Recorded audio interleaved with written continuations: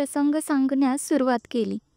आजच्या प्रसंगीचं नाव आहे रात्र पहिली सावित्री व्रत. आश्रमातील प्रार्थना झाली.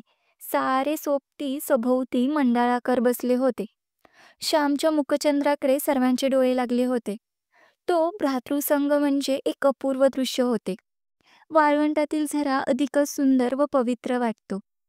अंधारात एक किरणही आशा देतो. सध्याच्या निष्प्रेम काळात मला काय द्यायचे? अशा काळात असे प्रेमळ संघ म्हणजे परम आशा होय. त्या भातृसंघातील प्रेमासारखे प्रेम अन्यत्र क्वचितच पाहावयास सापडले असते. तो आश्रम म्हणजे त्या गावातील जीवनाला, साचीव जीवनाला जीव स्वच्छ ठेवणारा जिवंत व पवित्र झरा होय.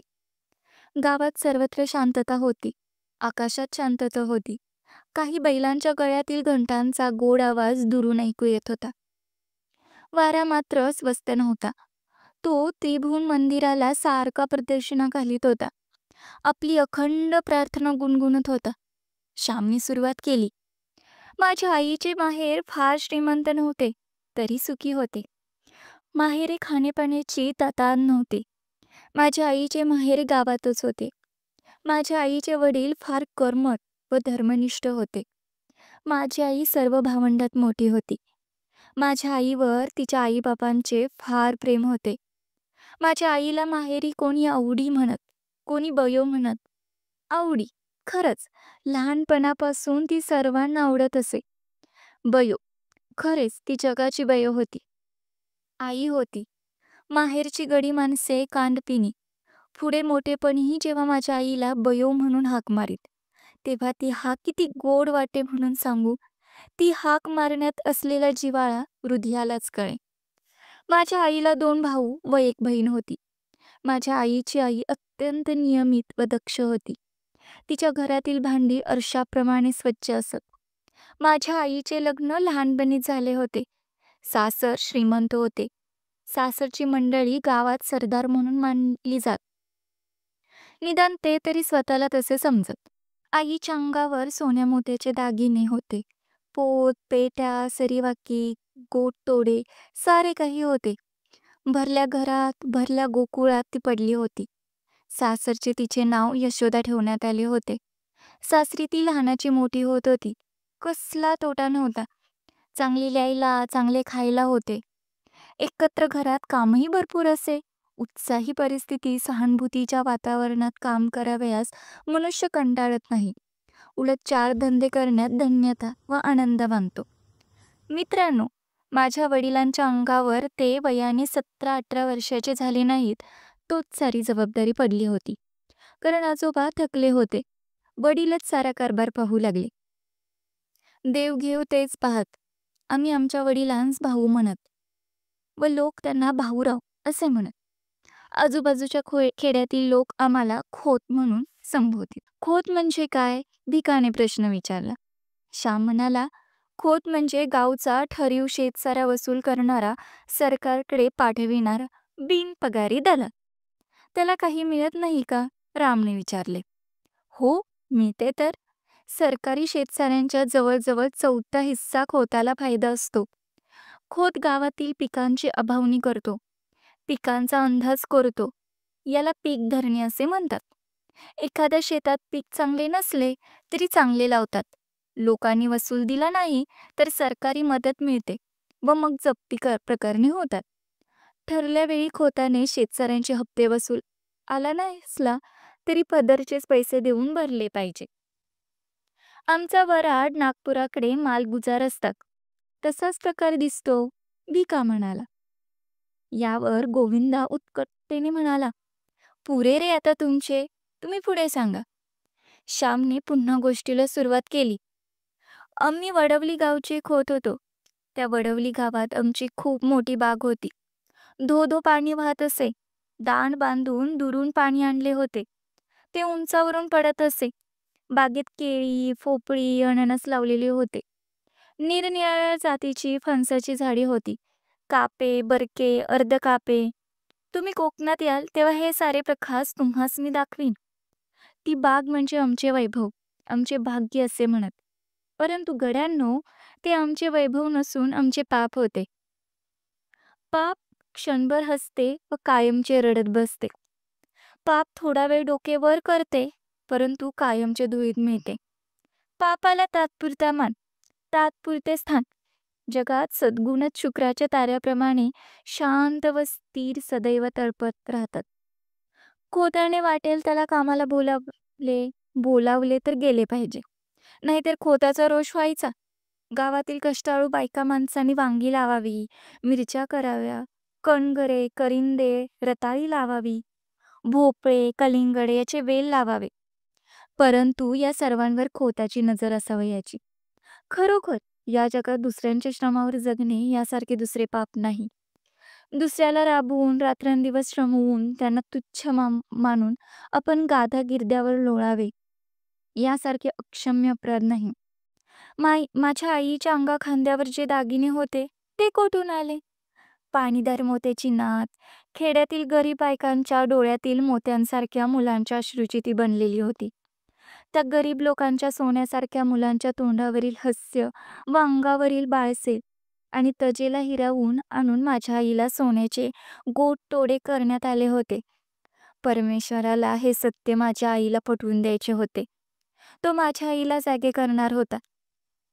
माझे वडील स्वभावाने दृष्ट होते, अशातला भाग नाही, परंतु पूर्वजांची प्रथा त्याने चालू ठेवली. एकदा काय झाले, ती अवसेची रात्र होती. बाहू वडवलीस गेले होते. सकाळी 8 वाजता ते त्या गावी जाऊन पोहोचले होते. आज गावाला जाऊ नका, आज अवस आहे वगैरे घरातील मंडळींनी त्यांना सांगितले. परंतु भाऊ म्हणाले, कसली अवस नि कसला शनिवार, जे व्हायचे ते होणारच. प्रत्येक दिवस पवित्रच आहे, प्रत्येक दिवस देवाच्या घरूनच येतो. ते वडवलीस गेले, दिवसभर राहिले. 3 सांजा झाल्या व ते घरी परत जाण्यास निघाले. गोरोबाच्या एका म्हातारबाईने सांगितले, भाऊदा, 3 सांजा म्हणजे दैत्याची वेळ, या वेळेत जाऊ नका. त्यातून अवसेच्या काळात बाहेर अंधार पडेल. तुम्ही नाल्याजवळ जाल तोच अंधार होईल. येथेच वस्तीला राहा. कोंबड्याला उठून थंड वेळेस जा. भाऊंनी ते ऐकले नाही. ते म्हणाले, म्हातारे, अगं पायाखालची वाट, झाली रात्र म्हणून काय झाले, मी झपाझप जाईन. दूध काढतात तो घरी पोचे. भाऊ निघाले. बरोबर गडी होता. त्या म्हातारीचा शब्द जाऊ नका सांगत होता. फळणारी पापे चल राहू नको म्हणत होती. गावातील लोकांनी निरोप दिला. एक जण बेसूर हसला. काहींनी एकमेकांकडे पाहिले. भाऊ व गडी निघाले. अंधार पडू लागला. परमेश्वराचे, संतांचे व सतीचे अश्रू चमकू लागले. भाऊ दरीजवळ आले. एकदम शीळ वाजली. भाऊ जरा चपापले. पाप हे भित्रे असते. झुडपातून अंगाला काव फासलेले एक व्यक्ती बाहेर पडला. भाऊरावांच्या पाठीत सोट्या बसला व त्या सरशी ते मटकन खाली बसले. झटकन गडी पळत गेला. भाऊंना खाली पाडण्यात आले. त्या व्यक्तींनी हातातील सुरे चमकत होते. भाऊच्या छातीवर तो व्यक्ती बसला. चरचर मान चिरायची ती वेळ.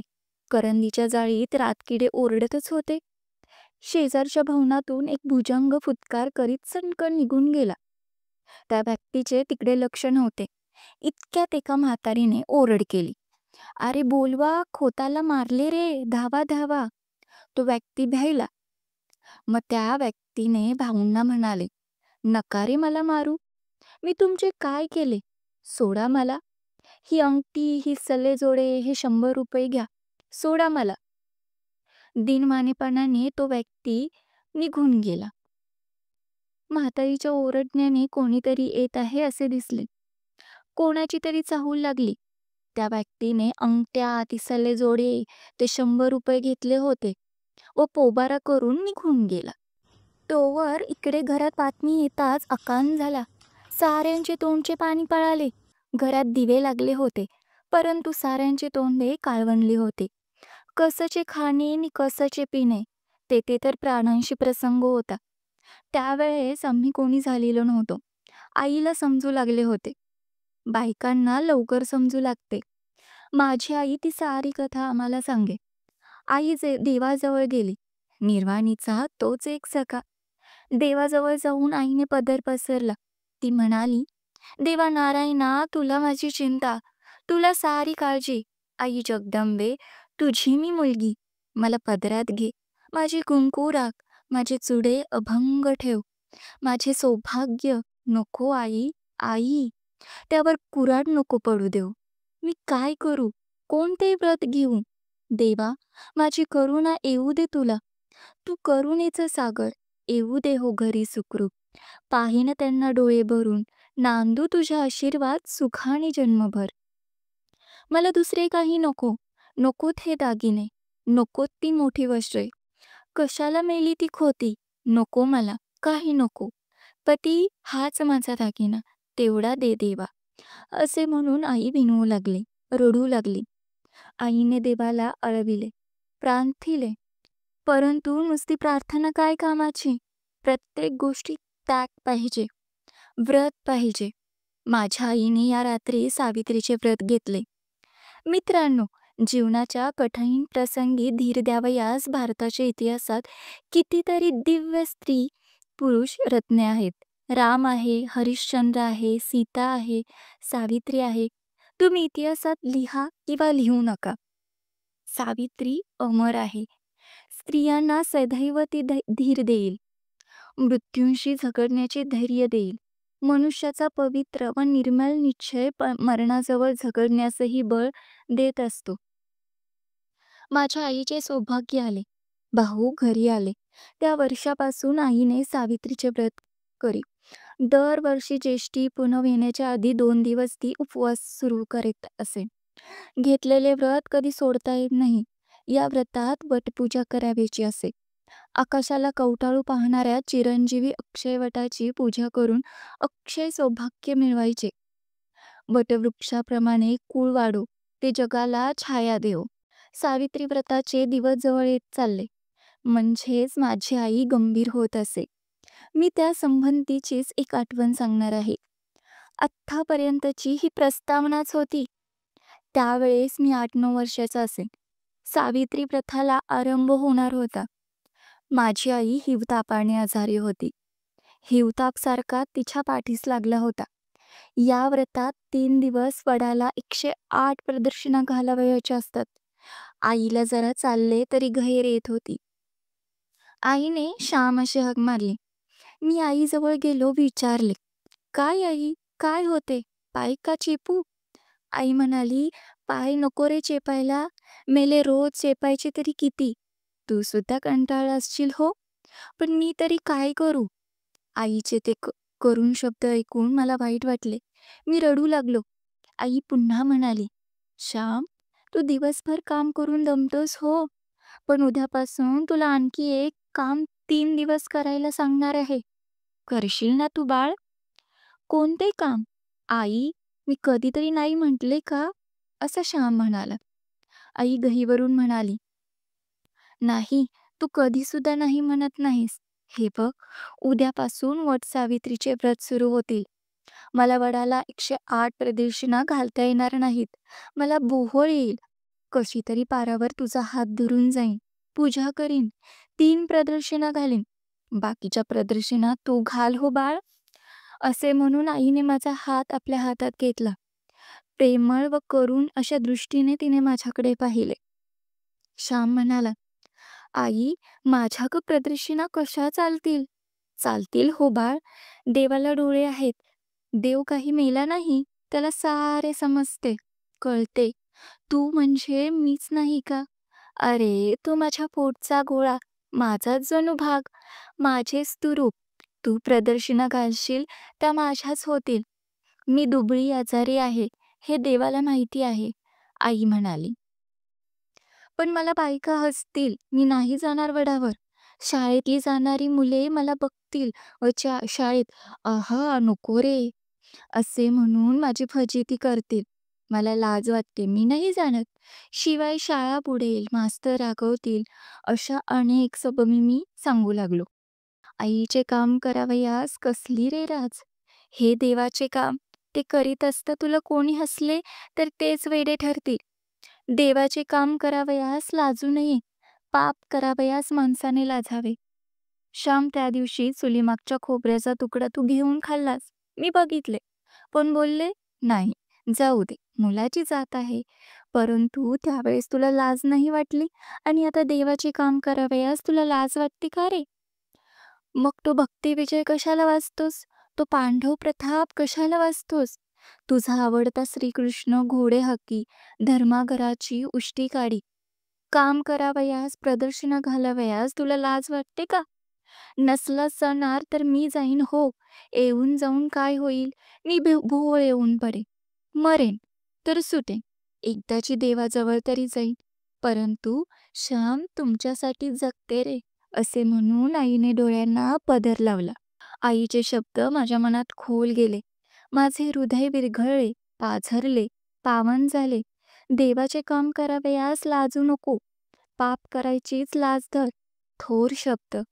आजही ते शब्द मला आठवत आहेत. आजकाल या शब्दांची किती जरुरी आहे.